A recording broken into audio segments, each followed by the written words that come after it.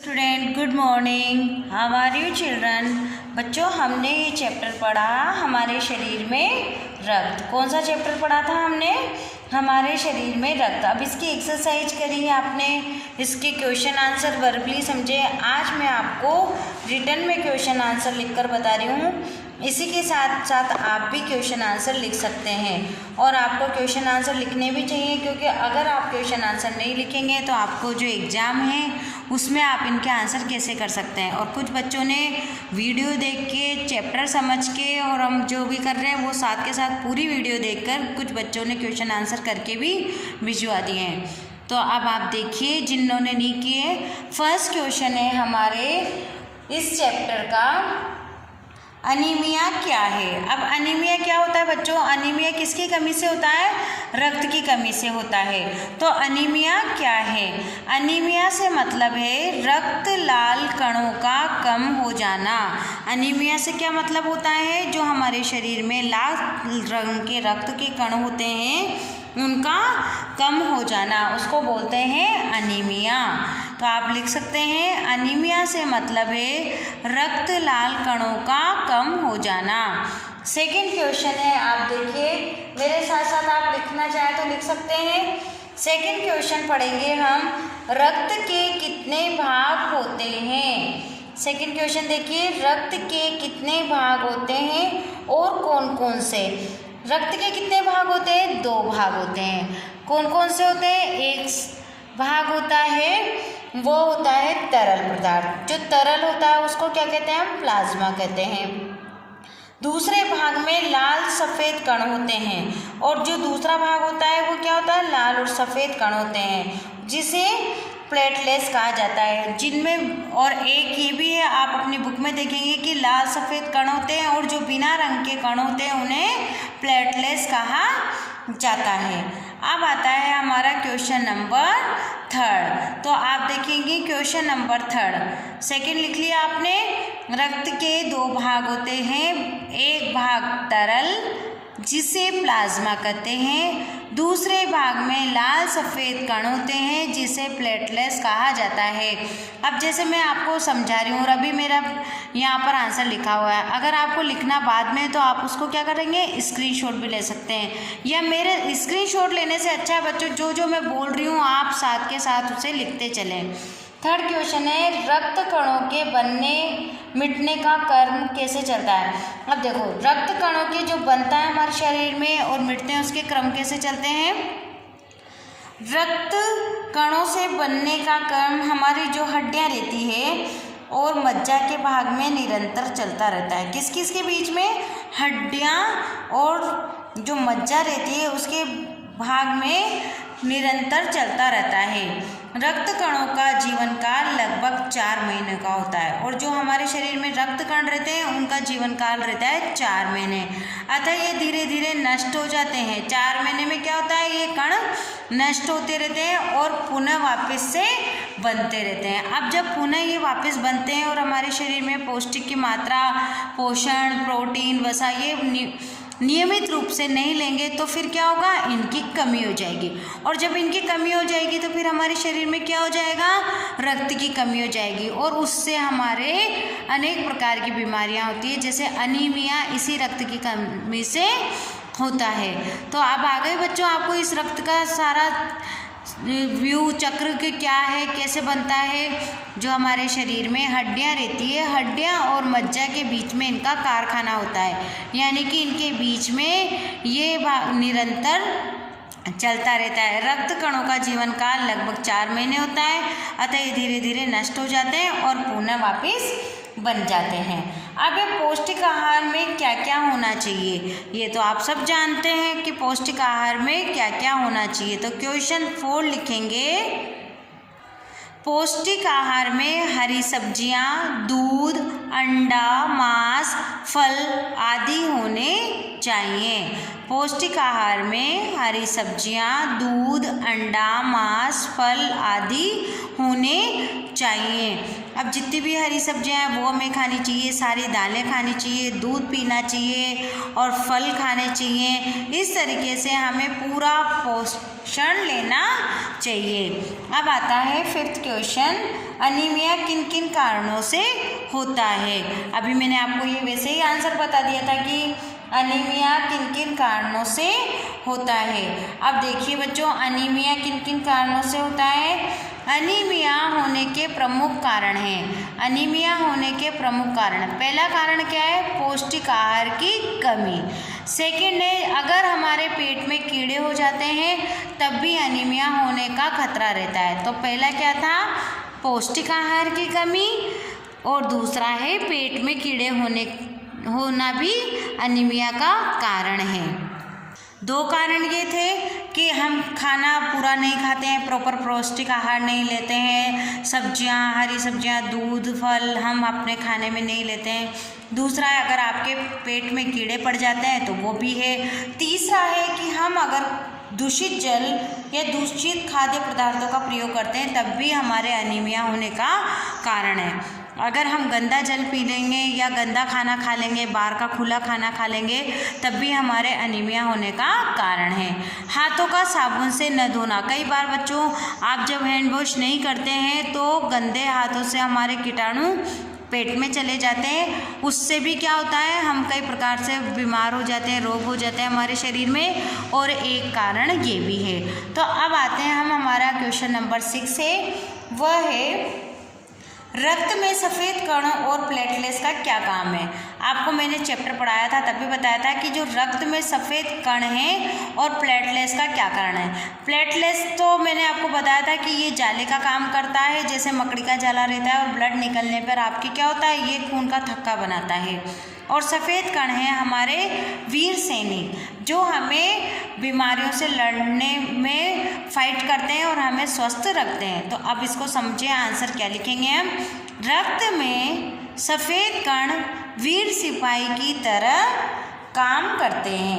रक्त में सफ़ेद कण वीर सिपाही की तरह काम करते हैं और रोगाणुओं शरीर में प्रवेश करने से रोकते हैं। जो हमारे शरीर में रोगाणु जाते हैं उसको रोकने से रोकते हैं, मतलब उनको अंदर प्रवेश करने से रोकते हैं। सेकेंड है, प्लेटलेट्स चोट लगने पर रक्त जमाव क्रिया में मदद करता है। आपकी कहीं उंगली कट गई तो एकदम से बहुत सारा ब्लड निकलता रहता है, तो जो हमारे शरीर में प्लेटलेट्स रहती है वो क्या करती है, इस परत में जम जाती है और एक जाला सा बुन लेती है। जो ये कण रहते हैं उस जाले में चिपक जाते हैं, और इन जाले में चिपकने से क्या होता है, जो रक्त का जमाव रहता है वो रक्त का जमाव हो जाता है और थक्का बन जाता है, और इससे हमारे शरीर में ब्लड बाहर नहीं निकलता है।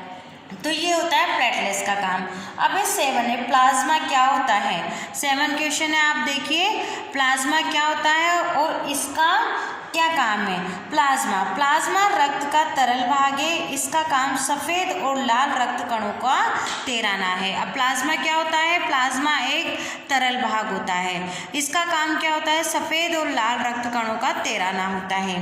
अब बच्चों 8th क्वेश्चन जो हमारा इस चैप्टर का लास्ट क्वेश्चन है, वह है रक्तदान से क्या तात्पर्य है और इसका क्या लाभ है। सबसे बड़ा बात है कि अगर आप किसी को रक्तदान करते हैं और किसी के चोट लग गई, उस रक्त की कमी से उसकी जान भी जा सकती है। तो हमारे शरीर में अगर रक्त है और अगर हम रक्त देकर किसी की जान बचा सकते हैं तो इससे अच्छा कार्य कुछ नहीं हो सकता। दूसरा कारण ये होता है कि रक्त की अगर हम दान करते रहते हैं तो हमारे शरीर में कैंसर जैसी बीमारियां भी नहीं होती है।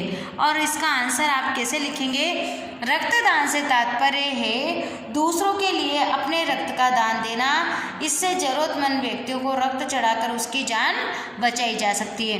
बच्चों जब मैंने रक्त के बारे में आपको पढ़ाया था, इसका चार्ट भी बताया था, मैंने आपको बताया भी था कि कितने वेट का आदमी रहता है उससे कितना ग्राम ब्लड ले सकते हैं, ये सारा हमने पढ़ा था।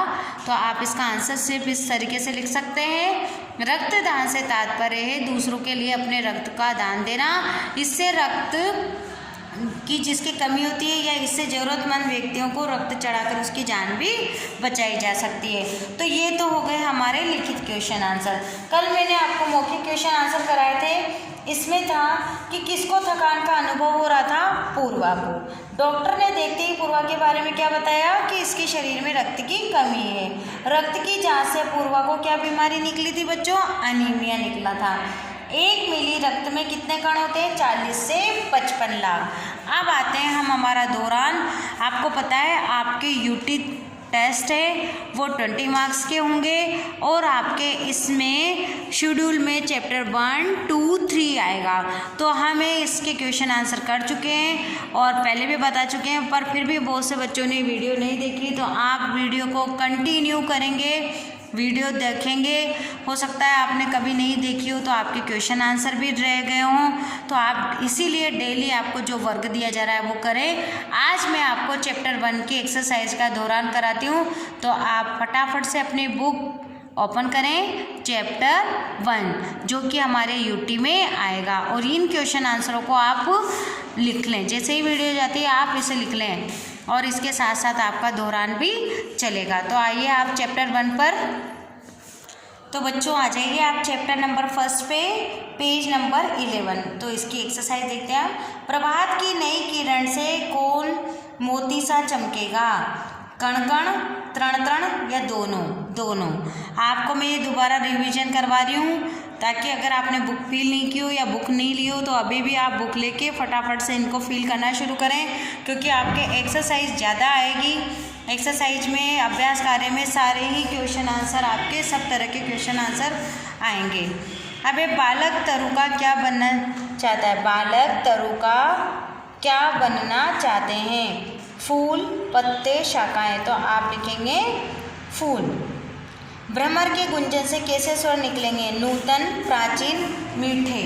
तो आप लिखेंगे नूतन। मिट्टी के कण कण से क्या निकलेगा? सोना, अन्न या बीज। तो आप लिखेंगे सोना। अब आगे बढ़ते हैं हम। जो बच्चों पेपर दूंगी मैं उसमें आपके ग्रामर अलग से बुक नहीं है, आपके हमारे एक ही बुक आई है, तो इसी वजह से मैंने बहुत सारी ग्रामर आपको इसमें करवाई है। तो आपके ग्रामर के भी क्वेश्चन आ सकते हैं। जैसे 2-2 पर्यायवाची लिखिए। अब फूल का पर्यायवाची क्या है? सुमन, पुष्प। भंवरा यानी भ्रमर, भंवरा। नदी यानी सरिता, तटनी। सोना यानी स्वर्ण और कनक। अब देखिए बच्चों, मिलान कीजिए। अब ये कौन सा मिलान है? विशेषण का। जैसे नई किरण, नया उपवन, नूतन स्वर, नए सुमन, नई ज्योति। ये जो विशेषण है उनको विशेष्य से मिलाना है। नई क्या है? हमारा विशेषण है, और किरण क्या है? विशेष्य। यानी कि विशेषण का किस पे प्रभाव पड़ रहा है? विशेष्य पे। तो ये विशेषण और विशेष शब्द हैं। अब हम देखते हैं इनके क्वेश्चन आंसर। तो बच्चों हम आते हैं क्वेश्चन आंसर पे। ये क्वेश्चन आंसर मैंने पहले भी आपको करा रखे हैं, आपके नोटबुक में होंगे, क्योंकि चैप्टर 1, 2 और 3 क्वेश्चन आंसर भी आएंगे, आपके अभ्यास कार्य भी आएंगे और शब्दार्थ भी आपको लर्न करने हैं। अभी आपके पास बहुत सारा टाइम है, बहुत टाइम तक आप घर पे भी रहते हैं। स्कूल में तो फिर भी आपका जैसे काफ़ी टाइम निकल जाता था, तो अब आप इस टाइम को अच्छे से सब्जेक्ट लेके अच्छे पढ़ो, तो हो सकता है आपके अच्छे मार्क्स आ जाएं। बच्चों ये मैंने क्वेश्चन आंसर आपको कॉपी में करवा चुकी हूँ पहले भी, और अभी मैं आपको वर्बली समझा रही हूँ। हो सकता है कुछ आंसर उससे चेंज हो, तो आप अपने हिसाब से जो आपको सही लगता है, दोनों में से जो इजी लगता है वो कर सकते हैं। बालक प्रभात की नई किरण बनकर क्या करना चाहता है? बालक प्रभात की नई किरण बनकर सब जगह उजाला फैलाना चाहता है, खुशियाँ फैलाना चाहता है। प्रभात यानी सुबह, और नई किरण यानी जो जैसे सूरज की सुबह की नई किरण निकलती है तो उससे क्या होता है? सब जगह रोशनी होती है, खुशी होती है, प्रसन्नता का माहौल होता है। इसी तरीके से बालक भी प्रभात की नई किरण बनकर यानी नई किरण से मतलब है जिस तरीके से सूर्य भगवान हमारी पृथ्वी पर आते हैं और संसार को जगमगाते हैं, उसी तरह से बालक भी प्रभात की नई किरण बनकर और इस संसार को सजाना चाहता है। बालक उपवन को कैसे सजाना चाहता है? बालक उपवन में नए नए फूल और नए नए तरु उगाकर वह सजाना चाहता है। आपने देखा होगा नए नए फूल खिलते हैं तो कितना सुंदर लगता है। इसी तरीके से वह भी फूलों की तरह इस उपवन को सजाना चाहता है। भंवरों के गूंजने से कैसे स्वर गूंजते? भंवरे के गूंजने में कैसे स्वर गूंजेंगे? भंवरों के गूंजने में नवीन स्वर गूंजेंगे, यानी कि नए स्वर गूंजेंगे। जब नया नया बाग होता है, फूल खिलते हैं, हरियाली छाती है, तो क्या करते हैं? भंवरों का गुंजन होने लगता है। तो इसी तरह से जब बालक प्रभात की नई किरण बनकर नए फूलों से इस उपवन को सजाएगा तो फिर भंवरों के गूंजने का भी नया स्वर होगा। लहरों की उमंग बनकर बालक क्या करेगा? जैसे समुद्र में लहरें होती है और उमंग से वो उमड़ती रहती है, उसी तरह से बालक भी लहरों की उमंग बनकर पूरे संसार में क्या करना चाहता है? वो अपनी खुशियाँ, प्रसन्नता और सब तरफ प्रसन्नता का माहौल फैलाना चाहेगा। या बालक उमंग बनकर सब जगह खुशियाँ करेगा। भारत भूमि की मिट्टी को सींचकर क्या उगाया जा सकता है? भारत भूमि की मिट्टी को सींचकर सोना उगाया जा सकता है। सोने से मतलब ऐसा नहीं है कि आप गेहूं के बीज डालोगे तो सोना उगेगा। सोने से मतलब है जो हम बोते हैं उसकी खेती अच्छे से और बिल्कुल पूरी तरह से हो।